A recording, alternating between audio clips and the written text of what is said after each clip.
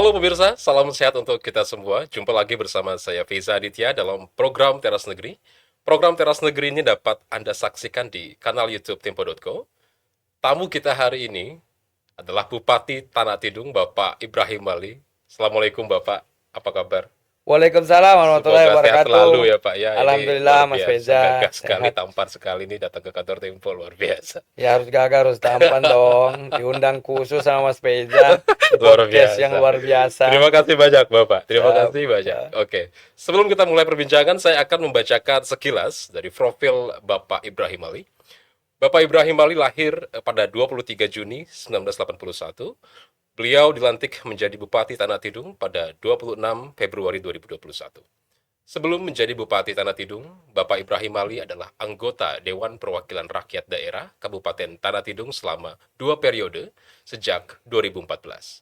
Kemudian menjadi Ketua DPRD Kabupaten Tanah Tidung pada 2019 hingga terpilih menjadi Bupati Tanah Tidung dalam Pilkada tahun 2020. Dalam memimpin Kabupaten Tanah Tidung, Bapak Ibrahim Ali menginisiasi 10 program kerja. Ada KTT Pintar, KTT Ada, KTT Berdaya, KTT Terang, KTT Indah, KTT Digital, KTT Sehat, KTT Melayani, dan proyek strategis daerah serta desa cermat. Lalu mengenai potensi daerah, Kabupaten Tanah Tidung memiliki sejumlah destinasi wisata yang begitu menarik. Mulai dari wisata alam seperti hutan lindung, sungai sesayap, batu mapan, air terjun Gunung Rian, dan sebagainya. Tentunya ada pula destinasi wisata lainnya seperti kuliner, budaya, hingga sejarah. Lalu untuk mengetahui lebih jauh bagaimana strategi Bapak Ibrahim Ali dalam membangun Kabupaten Tanah Tidung, langsung saja kita berbincang dengan beliau. Luar biasa Pak, tadi banyak sekali program kerjanya yang bisa dibilang out of the box begitu ya. Selama saya jadi host nih out of the box lah ya. Siap. Program-program tadi. Nah, lalu kira-kira nih Pak, dari 10 program yang tadi Bapak terapkan selama menjabat gitu ya. Nah, sebelum masuk ke program tadi yang amat sangat bervariasi, sebenarnya visi misi dari seorang Ibrahim Ali itu apa dalam memimpin Kabupaten Tanah Tidung? Monggo, Pak Ya, Ibrahim. makasih Mas Reza. Silakan. Pertama kalau berbicara visi misi tentu kita berbicara visi saya dulu Ya, yang kita singkat dengan nama bersih, bermartabat, sejahtera, indah dan humanis. ya, Dan kemudian nanti kita ada 7 misi. Yang pertama adalah kita konsentrasi bagaimana meningkatkan sumber daya manusia yang berkualitas dan mewujudkan pembangunan infrastruktur dasar yang terpadu dan tata ruang. Dan kemudian yang ketiga menciptakan pembangunan ekonomi yang berkerakyatan, berbasis sumber daya alam, dan kemudian meningkatkan kelestarian lingkungan hidup, dan kemudian meningkatkan kemandirian desa, dan kemudian yang keenam meningkatkan tata kelola pemerintahan yang baik, dan kemudian yang ketujuh adalah meningkatkan keamanan ya. dan ketertiban wilayah yang ada di Kabupaten Tanah Tidung. Oke. Oke, dan kemudian kalau berbicara eh, pengoptimal pemerataan kesejahteraan pemicu antara lain, ya memang berbicara tentang Kabupaten Tanah Tidung, kita belum optimal berbicara tentang Hmm. pembangunan kualitas sumber daya manusia dalam hal ini, bicara tentang pendidikan, pembangunan infrastruktur wilayah, belum merata sampai pendesaan. Dan kemudian tata kelola pemerintahan masih perlu ditingkatkan menuju pemerintahan yang akuntabel. Ya. Maka dari itu tadi kita membuat 10 program. Memang 10 program ini PR besar saya, Mas. Hmm. Bagaimana saya harus aktualisasikan dan kemudian menuntaskan Ya. 10 program yang kita buat tadi seperti yang Mas Reza bacakan Ya. tadi. Ya, seperti itu Luar Mas. biasa. Jadi dari 10 program tadi, ini kan pasti semuanya penting lah ya Pak ya. Pasti berdampak. Nah, kira-kira Pak, dari 10 itu mana yang paling diprioritaskan dan bagaimana cara Bapak untuk bisa apa mengakselerasi dengan program yang lain? Artinya apakah antara program ini dengan yang lain itu saling berkesinambungan, apa saling apa namanya memperkuat atau mungkin bisa diceritakan kembali Pak? Kalau berakselerasi ya pasti dong Ya, di antara 10 program. Dan kalau ditanya konsentrasinya di mana Pak Bupati, untuk konsentrasi sedikit Mas Reza, Kabupaten Tanah Tidung ini adalah salah satu kabupaten yang termuda di Provinsi Kalimantan Utara dan salah satu kabupaten penentu hmm, terbentuknya Provinsi Kalimantan Utara secara persyaratan undang-undang ya. oke, Itu sebelum kita pisah dengan Provinsi Kalimantan Timur ya, gitu. Kabupaten Tanah Tidung ini dibentuk berdasarkan Undang-Undang 37 tahun 2000, Undang-Undang 34 tahun 2007, dan usia kita insya Allah 10 Agustus ini baru tepat berusia sekitar 17 tahun. 17 tahun. Maka saya harus mengejar dong, banyak ketertinggalan. Saya bupati ketiga periode hasil pemilihan langsung, pemilihan kepala daerah. Dan baru periode pertama saya dilantik 26 Februari kemarin 2021. Dan dengan kita kemarin sebelum teman-teman APKASI menggugat ke Mahkamah Konstitusi tentang masa jabatan kepala daerah, jabatan kita kan hanya 3 tahun 8 bulan dan otomatis kita harus tetap membuat RPJMD kita dengan masa waktu 5 tahun dan menuntaskan dengan masa jabatan hanya 3 tahun 8 bulan. Maka saya harus bisa berlari kencang dalam rangka menuntaskan program-program dan janji-janji politik saya. Ya. Ya, makanya saya bilang kalau berbicara dari 10 program kita yang kita akselerasi dan kita konsentrasi itu yang mana? Ya memang ada beberapa program yang saya konsentrasi. Pertama, Mas Reza, saya ingin menyampaikan Kabupaten Tanah Tidung itu adalah kabupaten yang wilayahnya kecil kedua setelah Kota Tarakan. Jumlah penduduk kita tidak banyak. Jumlah penduduk kami itu hanya sekitar 27.000. Jumlah penduduk kita dengan mata pilih kita hanya sekitar 18.000. Apa yang harus dilakukan Pak Bupati agar bisa mengejar ketertinggalan kita yang ada di Provinsi Kalimantan Utara dengan kabupaten-kabupaten senior yang ada seperti Kabupaten Nunukan, kemudian Bulungan yang Kabupaten Induk, Malinau. Ya pertama yang harus kami kejar bahwa PR saya pertama waktu saya menjabat sebagai sebagai Bupati Kabupaten Tanah Tidung, kami itu tidak punya pusat pemerintahan, Mas. Ya, ini yang kita namakan dengan program mercusuar atau program unggulan kita. Kita membangun pusat pemerintahan. Kabupaten Tanah Tidung ini kita agak unik, Mas. Jadi kenapa saya bilang agak unik? Yaitu dulu sempat saya sampaikan. Waktu itu saya masih di jabat 2021, saya sempat menyampaikan ke Pak Wamen waktu itu, Wamen KLHK, Pak Olong waktu itu saya sampaikan, Pak Wamen, Kabupaten Tanah Tidung, Indonesia merdeka 76 tahun, tapi kami secara utuh masyarakat Kabupaten Tanah Tidung belum bisa merasakan kemerdekaan itu. Kenapa? Karena masyarakat kami ingin bercocok tanam, bertani, kemudian berladang, berkebun. Kami dibenturkan dengan status lahan yang hutan produksi dan kemudian HGU beberapa perusahaan-perusahaan HTI di sana.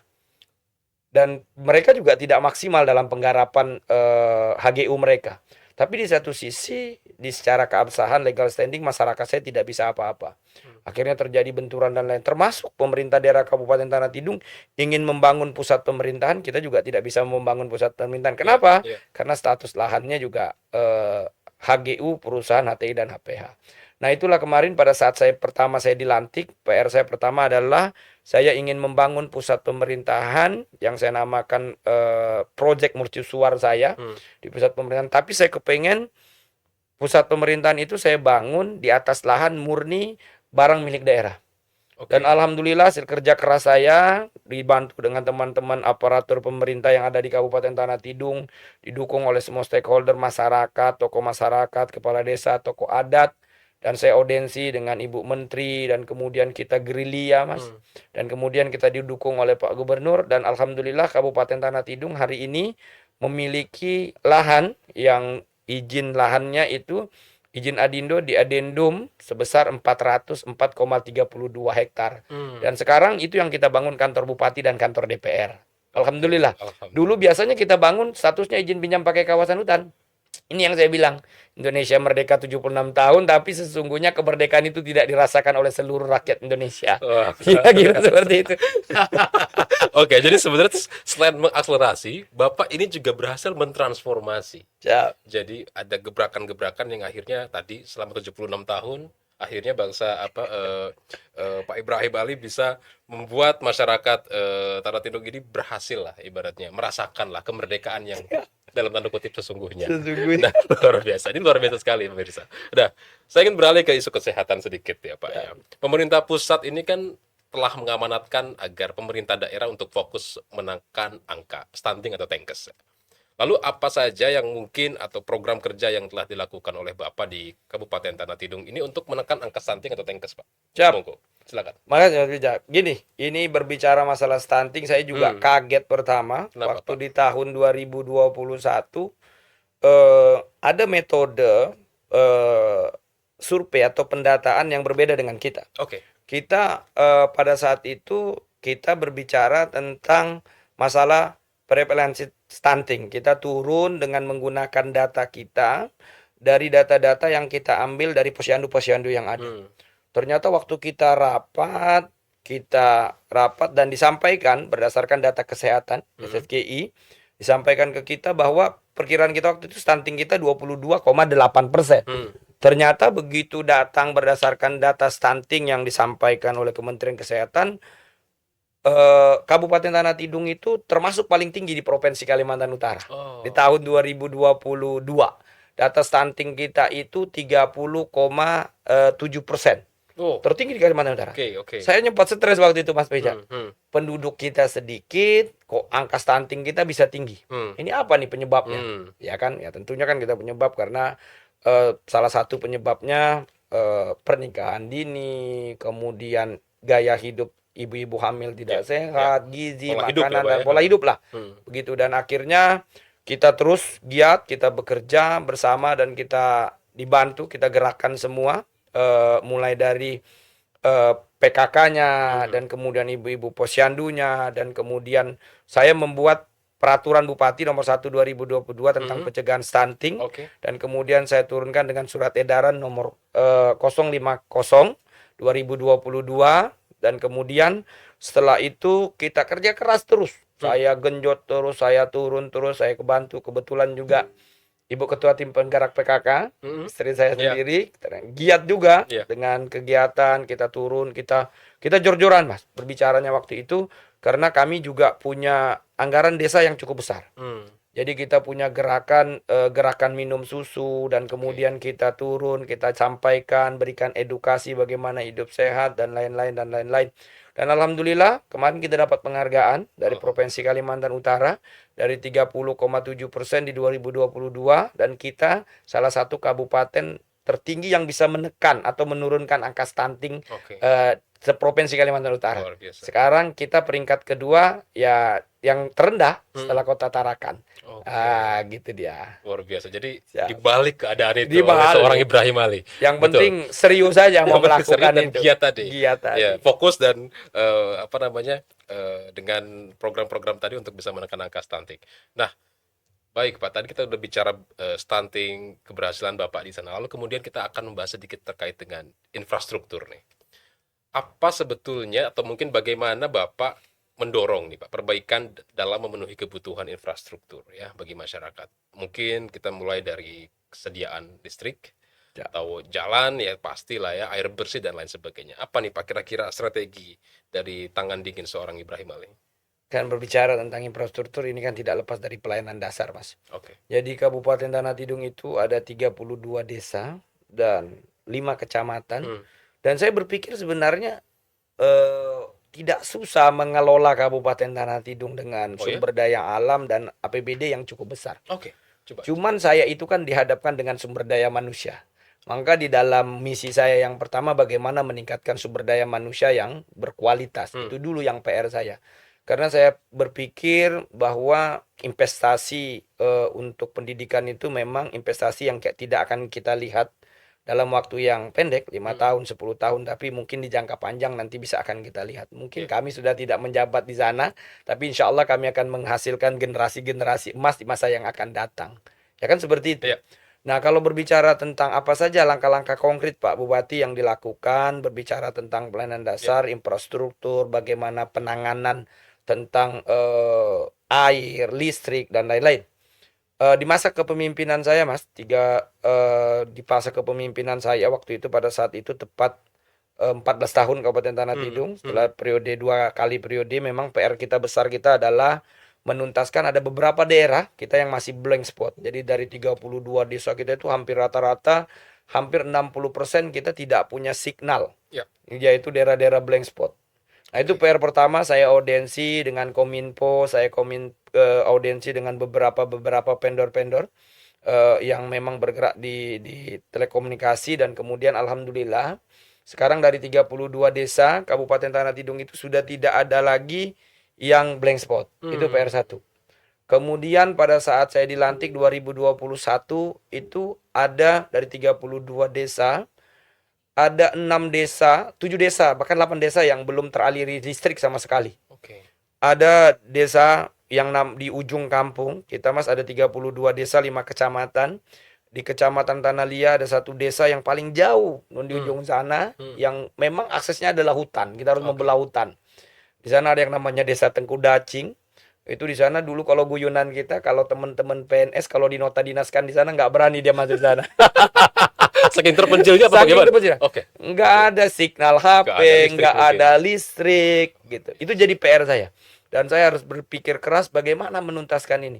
Saya bangun komunikasi dengan teman-teman DPR RI, saya bangun komunikasi dengan teman-teman PLN, kita urai bagaimana caranya. Hmm. Hmm. Ya kita rubah pola, ada beberapa yang memang harus kita urai. Dan alhamdulillah pada saat itu kita di 2021 ada 2 desa, Desa Seputuk dan Belayanari yang tidak teraliri listrik waktu itu kita tuntaskan.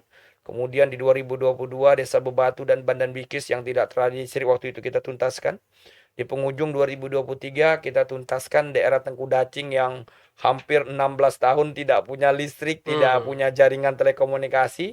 Dan alhamdulillah sekarang sudah tidak ada lagi akses yang tidak memiliki listrik dan tidak ada yang tidak punya Alhamdulillah. telekomunikasi. Udah bisa video call mereka sekarang, Oh, udah oh, kirim-kirim udah bisa gambar. TikTokan Udah bisa jangan-jangan. TikTokan kan. Udah Berkat udah Pak Ibrahim ya. udah dunia dalam genggaman lah.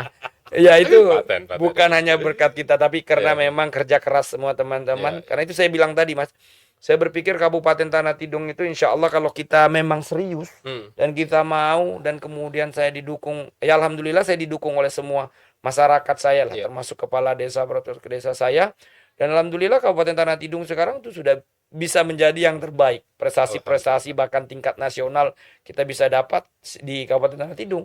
Walaupun dengan jumlah penduduk yang sedikit, tapi alhamdulillah prestasi-prestasi kita luar biasa. Nggak kalah ya Pak ya. Gak kalah lah. Ya. Saya kan yakinnya gini loh Mas, karena Kabupaten Tanah Tidung itu kita punya sumber daya alam yang besar. Hmm. Memang kita nggak punya PAD, nggak punya pendapatan asli daerah. Beda ya, tanda kutip. Jadi sumber dari APBD itu ada dari DHU, ada sumber dari DBH, dana bagi hasil. Nah kami itu punya sumber daya alam yang memang cukup luar biasa di sana. Ya memang kalau berbicara penguatan ekonomi, kuat nggak Pak Bupati kalau kita hanya bergantung dari sumber daya alam? Ya menurut saya tidak. Ya karena sumber daya alam ini kan tidak dapat diperbarui dan pasti akan habis. Ya. Ke depan harus berpikir bagaimana untuk meningkatkan ekonomi masyarakat yang tentunya ya harus berpikir mulai dari hal-hal terkecil, mungkin dari sektor kelautan, dari sektor perikanannya, dari perkebunannya, dan kemudian juga yang harus dipikir ya bagaimana mendongkrak ekonomi masyarakat mikronya kan seperti itu Betul. kira-kira Mas. Dan sekarang alhamdulillah Kabupaten Tanah Tidung itu APBD kita terus naik. Alhamdulillah. Dari kepemimpinan saya APBD waktu saya kan mantan anggota DPR, tadi Mas Reza udah baca Betul. karir politik saya 2014 saya Ya. hanya sebagai anggota DPR. Saya dilantik 20 Agustus 2014 dan kemudian pada saat itu 2015 saya waktu itu ikut menjadi anggota DPRD, sudah bupati yang kedua. APBD kita itu hanya sekitar 700 miliar, turun sekali. Dan alhamdulillah di 2023 kemarin saya bisa mendongkrak APBD kami dari 800 miliar menjadi 1,3 triliun Mas. 1,3 triliun dengan jumlah penduduk hanya 27.000 dan kemudian jumlah pegawai saya 1.816, 32 desa, 5 kecamatan. Menurut saya ya kalau nggak bisa memajukan daerahnya ya lebih baik nggak usah jadi bupati aja. Ya. Ini paten ini. Nggak usah lanjut periode kedua deh. Berarti siap maju lagi nih Pak. Insya Allah yang penting masyarakat Kabupaten Itu. Tanah Tidung Merestui. meridoi. Makanya kita bahas nih program-program yang berhasil dilakukan oleh Pak Ibrahim Ali. Nah ini menarik sekali nih Pak. Tadi Bapak sedikit banyak membahas terkait dengan SDM. Pendidikan itu penting lah ya. Artinya core dari semua program ini kan berawal dari SDM. Nah kira-kira nih Pak, bagaimana nih Pak Ibrahim ini berhasil untuk meningkatkan kualitas SDM yang mungkin sebelumnya kurang begitu ya. Sekarang bisa dikembangkan sehingga lebih baik. Apa Pak strateginya? Baik, Itu? kalau berbicara tentang pendidikan, kita punya namanya program KTT Pintar. Nah tadi apa itu? Tadi kan kayak bilang kan kalau kita bicara infrastruktur, ada proyek mercusuar. Kalau bicara tentang pendidikan, ada yang namanya program KTT Pintar. Kalau kita bicara tentang kesehatan, penurunan stunting tadi ada namanya KTT Sehat. Ya. Nah nanti saya juga akan jelaskan tentang KTT Sehat. Ini 3 program kita yang memang saya fokus dari 10 program. Siap. Kalau berbicara KTT Pintar, Mas Reza, itu yang saya bilang tadi, bahwa saya meyakini kemarin saya buka data, jadi memang angka putus sekolah kami itu termasuk tinggi. Saya kemarin saya sempat menyampaikan ke kepala dinas saya, Jadi saya disajikan data 2022 Hmm, hmm. bahwa ke 2022 sampai 2023 tingkat eh, angka putus sekolah kami cukup tinggi. Jadi mulai dari SMP anak-anak kami itu yang mengikuti pendidikan ya atau pendidikan SMP Hmm. ya itu sekitar 99,57%. Oh, cukup besar. Tapi ketika ke SMA-nya ternyata tersisanya sekitar 57, sekian persen. Artinya bahwa PR kami memang angka putus sekolah kami sangat tinggi. Hmm. Itu dulu PR saya. Makanya saya bilang tadi, Mas, Kabupaten Tanah Tidung ini sebenarnya kalau kita kelola dengan baik, saya optimis, insya Allah akan bisa menjadi yang terbaik. Maka PR saya hari ini kan saya harus meninggalkan legacy saya Betul. buat masyarakat saya apa? Gitu. Ya. Ya salah satunya adalah investasi pendidikan. Maka dari itu saya membuat sebuah program dalam meningkatkan itu yang namanya kita memberikan beasiswa pendidikan. Beasiswa pendidikan kami itu tidak sedikit, walaupun angkanya sedikit mungkin ya bagi yang Hmm. angka-angka besar. Pada saat saya dilantik dengan APBD kan itu dulu kan kita masih dibatasi karena masa COVID Hmm. 2021 saya dilantik 26 Februari. Dan kemudian waktu itu saya anggarkan untuk beasiswa pendidikan yang dulu hanya diberikan 457 juta untuk 100 sampai 200 mahasiswa. Hmm. Hmm. Saya 2021 saya angkat menjadi 1 miliar. Oke. Waktu itu 1 miliar untuk 300 mahasiswa, saya masih ingat banget. Dan kemudian 2022 saya dongkrak lagi menjadi 1,5 miliar. Dan kemudian 2023 saya angkat lagi menjadi 1,7 miliar. Oh. Dan tahun ini saya angkat 1,7 dan insya Allah tahun ini saya akan tambah lagi menjadi 2 miliar. Dan itu akan kita berikan beasiswa kepada semua anak-anak mahasiswa dan mahasiswi yang berdomisili Kabupaten Tanah Tidung berkuliah di perguruan tinggi negeri maupun swasta seluruh Indonesia. Dan bahkan kita sekarang punya program, ya ada anak-anak pesantren kita yang kuliah Hmm. di luar seperti negara Yaman, Hmm. Mesir, itu kita punya program untuk membiayai mereka. Oke. Seperti itu.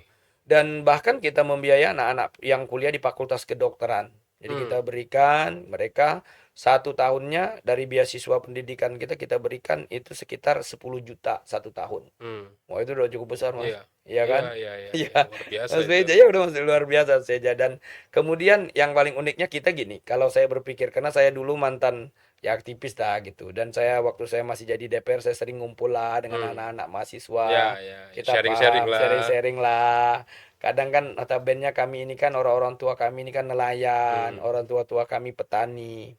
Dan yang mengetuk hati saya paling dalam itu adalah ketika saya ketemu dengan ada seorang junior saya. Anaknya pintar, punya Hmm. potensi dan pada saat itu dia tidak bisa kuliah hanya dikarenakan orang tuanya belum punya uang. Iya. Dan maka waktu saya jadi bupati ini PR saya nih, makanya kemarin kita gerus sampai dengan situ. Dan kemudian tidak hanya sampai di situ, Mas. Oke. Mungkin bisa dicek, kita juga punya program biasanya pendidikan gratis, itu udah Hmm. lumrah ya, Ya, diatur undang-undang. ya, Tanggung jawab pemerintah kabupaten kota adalah SD, SMP. ya, Kalau SMA kan itu tanggung jawab pemerintah provinsi. ya. Nah, kita punya program tuh di Kabupaten Tanah Tidung adalah kita memberikan celana gratis, buku Hmm. gratis, sepatu gratis, topi gratis, semua ditanggung. Fasilitas belajar ditanggung ya. Ditanggung gratis Wah, mulai dari SD sampai bukan hanya SD, Hmm. mulai dari TK sampai dengan SD sampai dengan SMP. Bahkan lewat kebijakan kita pribadi karena kita itu kan bisa saya bilang tadi yang bahkan yang harus tanggung jawab sekolah menengah atas adalah tanggung jawab pemerintah provinsi. Karena saya hitung-hitung kemarin kita ada tiga sekolah menengah atas SMA kita. Hmm. Saya kalkulasi ditambah dengan SMK, satu SMK, totalnya kita hanya sekitar 1.000 lebih. Dan saya buat kebijakan khusus, Mas. Jadi SMA itu juga sekarang walaupun tidak diberikan bantuan baju gratis, celana gratis oleh pemerintah provinsi, di Kabupaten Support. Tanah Tidung kita support. Kita kasih celana gratis, baju gratis, buku gratis, pokoknya udah kita support deh. Kalau mulai dari TK, SD, SMP itu memang udah program Mandatory unggulan lah. saya. Betul. Ya itu juga bukan sebuah kewajiban, Ya, tapi karena kebijakan. Betul. Ya itu dia. Jadi makanya kita berikan dan alhamdulillah ini tidak lain dan tidak bukan untuk merangsang mereka. Supaya artinya mereka punya semangat sekolah. Termotivasi lah. Termotivasi lah. Supaya nggak jadi beban. Nah dan kemudian tidak sampai di situ. Nah, kita udah bicara nih dari hulunya, bicara anak-anak didiknya. Betul. Yang kita tingkatkan bagaimana fasilitas sarana. Ya. Tapi ada kata-kata bijak saya mengutip Silakan, Ibu. dari kata-kata bijak Silakan, Ibu. dari salah satu profesor lah katanya gitu. murid yang hebat tidak mungkin dilahirkan oleh guru yang hebat. Hmm, Guru yang hebat tentunya memiliki kepala sekolah yang hebat. Kan kira-kira betul, seperti itu. betul. Sekarang anak-anaknya sudah kita lihat tadi udah kita siap Pancasila. Tapi kalau kualitas gurunya nggak Nah, berkualitas, ya, kan nggak mungkin. ya, Nah, ya. maka PR saya itu kita punya program dari awal yang dimana untuk meningkatkan sumber daya manusia agar mereka tidak melek dengan teknologi, gitu, agar mereka bisa melek teknologi. Kita punya program satu guru satu laptop. Wah, Oke. jadi sebuah guru itu kita kasih laptop gratis, Mas, untuk mengupgrade. Jadi agar mereka nanti, saya juga pertama waktu saya jadi bupati juga saya sedih melihat. Ini gimana ceritanya, Pak? Ternyata Coba. ternyata dulu di tempat kita anak-anak itu kadang kan itu saya bilang Mas, kalau Mas pernah ke sana nanti Mas kapan-kapan deh Siap, saya undang ya siap, Mas Peja siap, ke sana siap. nanti Saya ada lihat. acara irau kita nanti Boleh, boleh, kita Pak. bahas. Siap, siap. Nah, jadi di sana kita itu punya ada beberapa wilayah kita yang memang medannya kita nggak bisa akses Hmm, terlalu terlalu apa ya secara jaringan telekomunikasi yang saya terlalu bilang jauh blank lah. spot tadi itu. Dan ada beberapa desa-desa kita yang kadang mereka kalau lagi ujian kelas 6 SD itu berpinjam-pinjaman laptop Oh, temannya. ganti-gantian ya. Ganti-gantian. Wah, luar biasa. Nah, ini yang saya bilang kemarin. Nah, sekarang alhamdulillah dengan kita berikan salah satu program satu guru satu laptop dan kemudian sekarang saya lagi konsentrasi memperbaiki laboratorium pendidikannya, Hmm, hmm. perpustakaannya. Saya sekarang tidak konsentrasi lagi membangun infrastruktur sekolahnya, tapi bagaimana melengkapi saprasnya, sarana dan prasarana di sana. Ini dulu yang lagi saya konsentrasi. Saya rombak, saya dulu. Kalau dulu kepemimpinan sebelumnya dia sibuk membangun sekolahnya, Hmm. tapi sumber daya manusianya nggak dibangunnya. Agak terlupakan di situ Agak ya. terlupakan. Ya, ya. Nah, akhirnya alhamdulillah sekarang saya sudah menyelesaikan itu satu guru satu laptop dan tidak sampai di situ Mas Feza. Hmm. Sekarang saya juga punya program itu saya bilang tadi murid-murid yang hebat pasti dilahirkan oleh guru-guru yang Betul. hebat dong. Setuju, setuju. Nah, dari situ saya sekarang punya program yang namanya Sekolah Unggulan Masuk Desa. Nah, dalam sekolah unggulan masuk desa ini saya kepengennya begini, Mas. Saya kepengen bahwa semua guru-guru yang berkualitas itu mereka harus masuk di desa-desa agar tidak ada perbandingan atau tidak ada perbedaan lah. Oke. Agar tidak ada lagi anak-anak kita yang di desa yang tidak dapat guru-guru yang hebat, Hebat, guru-guru hebat. yang pintar-pintar hanya numpuk di ibu Lebih kota merata lah kabupaten. intinya. Nah, sekarang kita memberikan program beasiswa pendidikan gratis sama guru kita yang status pendidikan mereka sarjana S1, kita berikan beasiswa untuk mengambil pasca sarjana S2-nya. Oke. Dan mulai dari SD sampai dengan SMP-nya. Dan di situ yang luar biasanya, nggak sampai di situ luar biasanya, Mas. Silakan. Itu semua kita berikan beasiswa gratis, full selama dia mengenyam pendidikan. Pendidikan. Iya. Full. Full kita berikan tugas belajar. Gitu. Jadi dia nggak perlu berpikir gajinya Dari nggak mana? kita Iya, potong, iya, iya, TPP-nya nggak kita kurangin. Yang penting komitmennya nanti setelah dia selesai Kembali menyelesaikan mengabdi pendidikan, lagi. ya wajib mengabdi dong. Iya. Kalau dia nggak mengabdi lagi ya namanya. Betul. Iya kan, betul. maksudnya kan? Jadi hulu ke hilirnya sudah disiapkan. Sudah kita oleh siapkan. Bapak nih. Makanya saya bilang investasi Wah, luar biasa pendidikan ini, luar itu biasa. nggak bisa kita lihat hari ini 5 tahun, Betul, betul, 10 tahun. betul. Tapi inilah legalitas ya, inilah Iya. keseriusan saya Iya. dalam rangka untuk meningkatkan sumber daya manusia yang berkualitas. Karena saya meyakini itu insya Allah ke depan Kabupaten Tanah Tidung akan melahirkan pemimpin-pemimpin generasi-generasi Amin. emas di masa yang akan datang. Amin. Menjelang 2045 ini Tanah Tidung sepertinya akan Iya, bisa program bicara Indonesia banyak Emas. ini. Amin, amin, Bisa amin. bicara banyak ini Pak Nanti, insya Allah. Untuk Kaltara lah paling tidak Untuk dulu ya. Kaltara Iya, tidak aja. siap. Luar biasa. Nah, ini Pak, tadi saya sempat di awal bicara soal salah satu program yang menarik juga, ini adalah Desa Cermat nih. Ini apa sih Pak sebetulnya Desa Cermat ini? Lalu kemudian pengembangan suatu desa ini dilakukan secara komprehensif sekali nampaknya. Lalu kemudian apa yang menjadi pemicu awalnya seorang Pak Ibrahim menamakan program Desa Cermat? Apa latar belakangnya? Desa Cermat ini kan ringkasan cerdas, mandiri, terintegrasi, dan kemudian jargonnya semua dinas adalah dinas pemberdayaan masyarakat, Ya. dan kemudian semua program adalah program peningkatan kualitas Oke. hidup dan produktivitas masyarakat. Jadi kita berbicara tentang peningkatan pelayanan publik dan kesejahteraan masyarakat. Dan jargonnya itu sih. Oke. Bahwa memang kita menyadari Mas, memang kita belum maksimal berbicara tentang pelayanan publik, bagaimana mesejahterakan masyarakat. Maka dari itu kita karena wilayah kami yang cukup jauh. Jadi makanya kita kepengen program-program desa itu yang terintegrasi dan kemudian mandiri. Kita besar di kos Artinya kita besar di anggaran pembiayaan. Kita punya satu kecamatan yang namanya Kecamatan Tanalia, ya. Ini nanti Desa Cermat ini terintegrasi dengan yang namanya KTT digital. Kita Tadi ya, bagaimana mengkolaborasi, akselerasinya, dari kesinambungan ya masih Pak saya ya. bilang kesinambungannya. Ya, Jadi 10 program kita semuanya punya akselerasi dari satu ke satu gitu. oke, Jadi dari satu program ke satu program. Nah, Desa Cermat ini sebenarnya nanti akselerasinya adalah ke KTT digital. Kenapa? Karena kami punya satu wilayah yang ada di Kecamatan Tanalia, ada 5 desa di sana. Ada Desa Tanah Merah Induk, kemudian Desa Tanah Merah Barat, Tengku Dacing, dan Sambungan Selatan, dan kemudian Sambungan. 5 desa ini dia jarak tempuhnya untuk ke ibu kota kabupaten itu cukup jauh dan harus melewati laut. Oke. Nah, jadi kalau mereka membuat laporan, mau pencairan dan Wah, lain-lain, cukup ya. waduh cukup. Jadi besarnya di kos itu. Jadi di kos transportasi satu desa dengan anggaran alokasi dana desa saya yang sekitar 4,2 miliar, itu mereka banyak habis di kos transportasinya Ya, itu akomodasinya mengakan itu tadi ya. ya akomodasi transportasinya itu sekitar sampai dengan 470 juta Wah. per tahun. Hmm. Makanya saya bilang bagaimana kalau kita membuat program Desa Cermat supaya terintegrasi dan kita membuat aplikasi. Jadi supaya tidak perlu langsung datang gitu ketemu dengan kita, dan kemudian itu sudah alhamdulillah kita lihat, kita evaluasi. Jadi dari 10 program ini kami punya setiap tahun kita mengevaluasi berapa tingkat pencapaian kesuksesan dari 10 program kita. Memang termasuk Desa Cermat ini di atas 60% lah. Memang kenapa? Karena memang kita belum bisa mengakselerasi secara utuh. Karena terkadang kan juga jaringan di sana ya mohon maaf lah gitu. Jaringannya nggak sekencang seperti Jakarta. Kalau kita di sana itu kadang-kadang hilang, kadang-kadang enggak Ya. gitu. Kadang-kadang juga PLN karena cuaca dan lain-lain lah Mas. Jadi maka itu juga yang kurang memaksimalkan semua program kita. Tapi dari kemarin dari kita mengukur, tolak ukur kita Desa Cermat ini ya cukup di angka 67% kesuksesannya kemarin. Integrasi dan sekarang sudah tidak susah. Sekarang kepala desa dari Tanah Merah datang juga dengan aplikasi juga kita bisa bergerak lah. Satu Oke. lain gitu. Luar biasa sekali. Artinya sudah banyak kemajuan di aspek digitalisasinya ya Pak ya. Digitalisasinya. Oke, baik. Nah, ini yang nggak kalah penting nih Pak.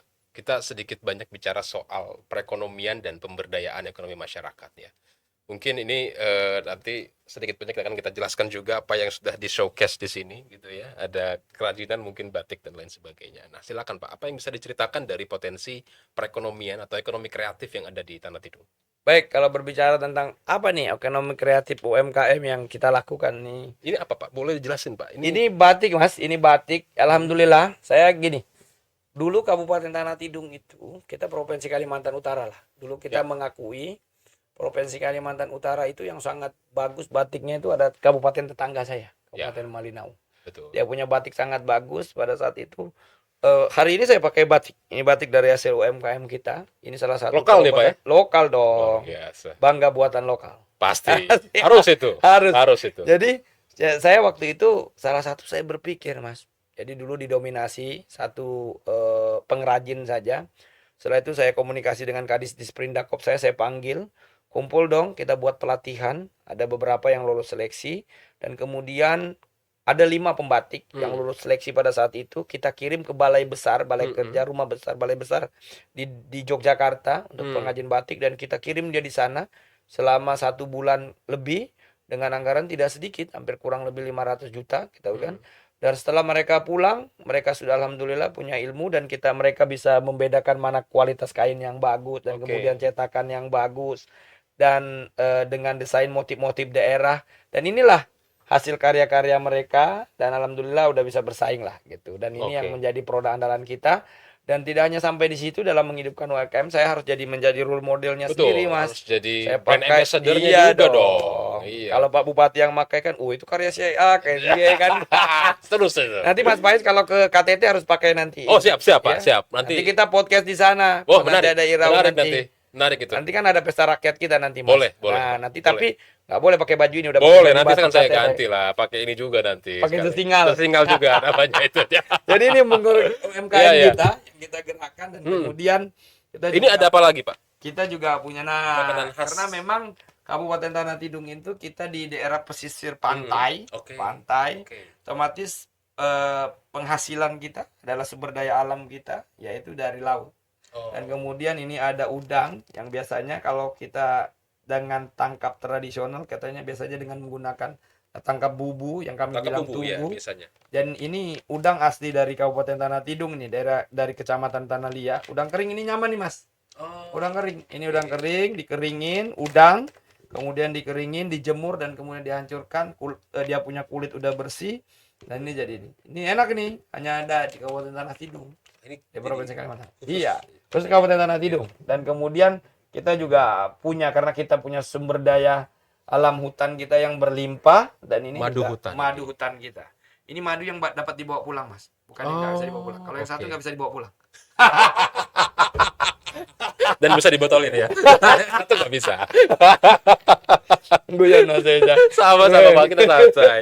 Nah ini menarik sekali Pak, artinya dari sekian banyak potensi. Tadi ada batik, lalu kemudian ada madu, tadi juga ada kekayaan alam dari udang. Nah Pak, seberapa besar impact-nya untuk meningkatkan kualitas atau pendapatan dari ekonomi kreatif bagi para UMKM ini? Apa yang Gini, jadi Mas. perubahan setelah Jadi Pak Ibrahim menjabat? ya alhamdulillah memang secara skala besar nggak terlalu lah. Karena gini Oke. Mas, ini PR yang memang jadi PR kita.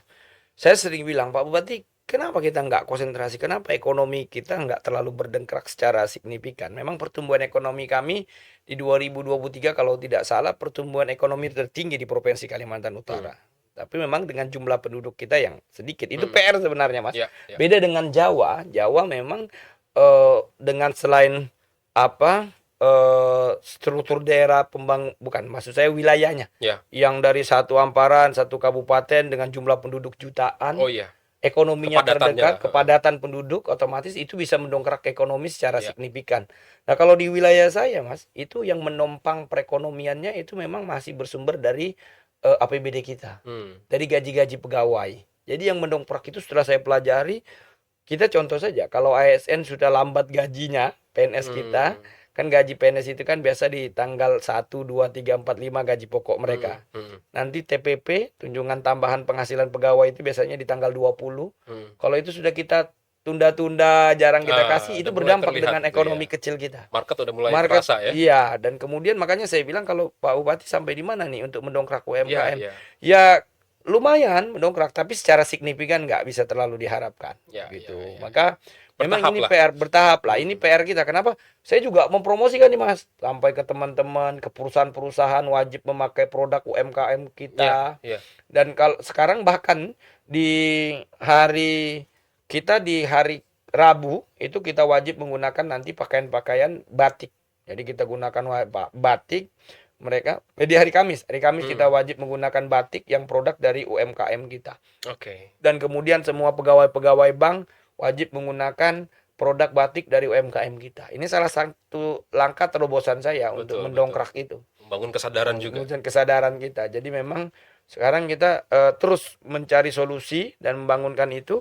Dan kemudian sebenarnya kalau meningkatkan ekonomi kerakyatan, kita juga punya usaha-usaha di desa. Oke. Jadi usaha-usaha di desa saya membangun komunikasi dengan perusahaan-perusahaan yang ada di kita agar melibatkan bumdes-bumdes yang ada. Oh iya, Kita betul, betul. konsentrasi di ternak ayam bertelur. Oh, peternakan juga ya, Pak ya? Ternak ayam bertelur. Sebenarnya Kabupaten Tanah Tidung itu Mas, makanya saya bilang, kita Kabupaten Tanah Tidung itu kan Kaltara, khususnya Kalimantan, itu kan sekarang jadi sorotan nasional lah. Ya, Selain jadi IKN di Kaltim, betul. Kaltara itu sebenarnya kan provinsi penyangga. Kalau Ya. kita bisa menilai dan kita bisa memanfaatkan potensi sangat besar. Jangan sampai nanti jadi penonton lagi di negeri sendiri. Nah, kan, ini. gitu.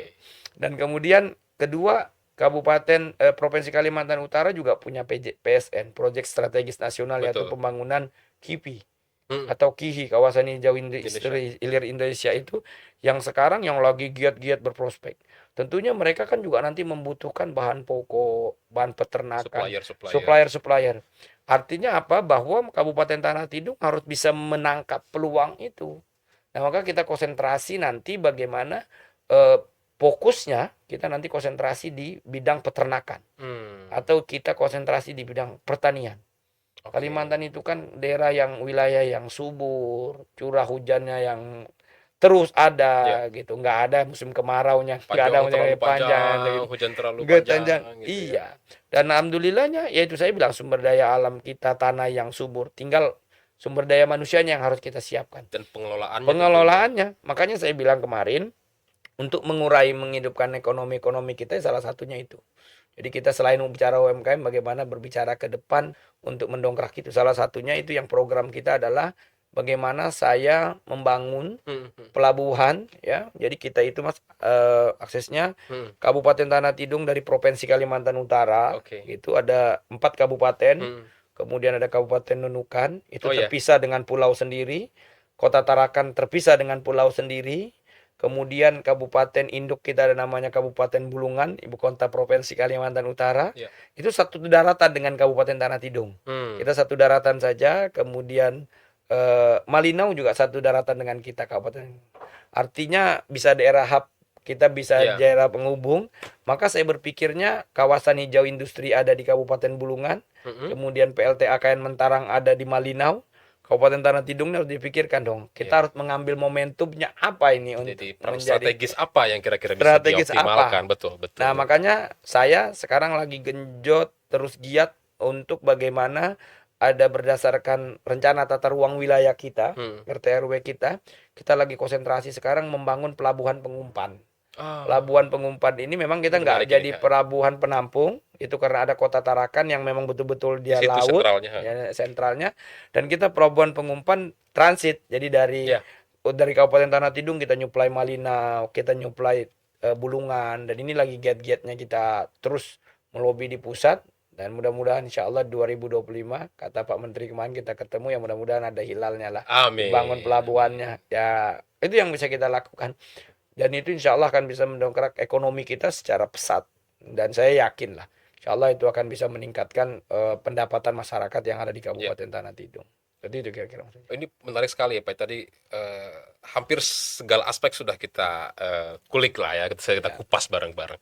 Nah, tentunya banyak sekali hal yang mungkin kedepannya akan tetap bisa dikembangkan oleh seorang Bapak Ibrahim Ali selaku kepala daerah. Nah, sebelum kita tutup perbincangan Pak, mungkin apa yang kira-kira bisa disampaikan kepada masyarakat Tanah Tidung atau mungkin kepada masyarakat Indonesia pada umumnya begitu ya, terkait dengan potensi atau harapan dari seorang Bapak Ibrahim Ali terkait dengan masa depan dari Kabupaten Tanah Tidung ini. Silakan Pak. Baik, alhamdulillah. Pertama, Kabupaten Tanah Tidung ini kabupaten yang kaya sumber daya alamnya, dan kemudian sekaligus di tahun 2024 ini Mas Faiza, saya terus menggenjot tidak hanya sektor dari untuk menghidupkan perekonomian masyarakat kita, pembangunan infrastruktur pelayanan dasar, tapi satu hal bahwa sebuah identitas daerah itu yang harus kita munculkan. Makanya tadi saya bilang sama Mas Faiza, saya undang secara pribadi dan secara langsung Mas Faiza untuk hadir. Siapa tahu nanti kita bisa podcast bareng di sana.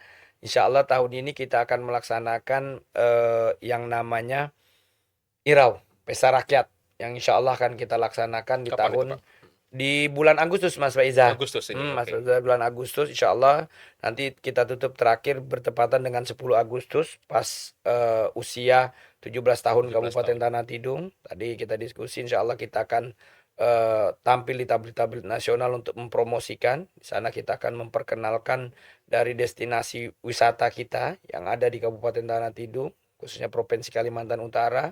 Dan kemudian juga kita akan menghadirkan kesenian budaya adat asli orang-orang Tidung dan orang Brusu yang ada di sana. Dan harapan kita ya memang Kabupaten Tanah Tidung ini bagian dari NKRI gitu. Ya memang yang harus dilirik dan diberikan perhatian lah untuk kita. Dan kemudian juga kita Kabupaten Tanah Tidung itu yang saya bilang, walaupun wilayah kita kecil, kita beberapa kali dapat prestasi. Kemarin kita dapat penghargaan dari Bappenas, yaitu PPD, Penghargaan Pembangunan Daerah. Kabupaten Tanah Tidung masuk 13 besar se-Indonesia.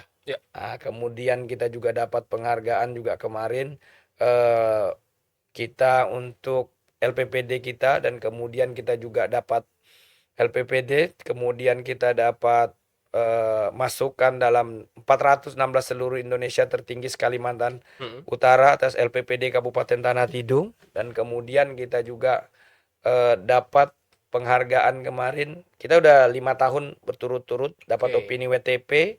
Dan kemudian kita dapat terakhir LKPD Kabupaten Tanah Tidung dengan disajikan secara wajar dan semula dan kemudian sesuai dengan standar akuntansi pemerintahan, dan kemudian kita juga dapat penghargaan juga kemarin Kopsubga KPK Hmm. nomor 1 peringkat 1 tertinggi Oh. MCP KPK di Provinsi Kalimantan Utara. Ini yang saya bilang tadi Mas, bahwa Kabupaten Tanah Tidung hari ini terus berbenah dan kita alhamdulillah sudah meloncat cukup jauh dari APBD kita yang hanya sekitar 700 miliar. Dan insya Allah APBD kita tembus sampai dengan 1,4 sampai dengan 1,5 triliun. Hmm. Dengan uang yang cukup banyak seperti ini, tentunya PR kita bagaimana membangun di semua lini, semua infrastruktur sumber daya manusia yang harus kita bangun agar bisa lebih baik lagi ke depannya. Dan target saya dan keinginan saya, Kabupaten Tanah Tidung harus menjadi kabupaten yang terdepan di Provinsi Amin. Kalimantan Utara. Mungkin seperti Terus itu kira. bergerak maju lah intinya ya, Amin. bersama Pak Ibrahim. Siap. Makasih. Baik, pemirsa, tidak terasa program Teras Negeri tentunya akan kembali. Saya ingin berterima kasih lagi kembali Siap, dengan siap. atas waktunya Pak, atas kesempatannya. Suatu kehormatan bagi saya bisa ngobrol dengan Pak Ibrahim di hari ini, tentunya luar biasa sekali. Baik, pemirsa, demikianlah perbincangan saya bersama Bupati Tanah Tidung, Bapak Ibrahim Ali. Tentunya program Teras Negeri akan kembali dengan sejumlah kepala daerah yang inspiratif dan tentunya orang-orang yang hebat begitu ya demi kemajuan negeri. Saya Feza Aditya beserta kru yang bertugas pada hari ini pamit undur diri dan sampai jumpa.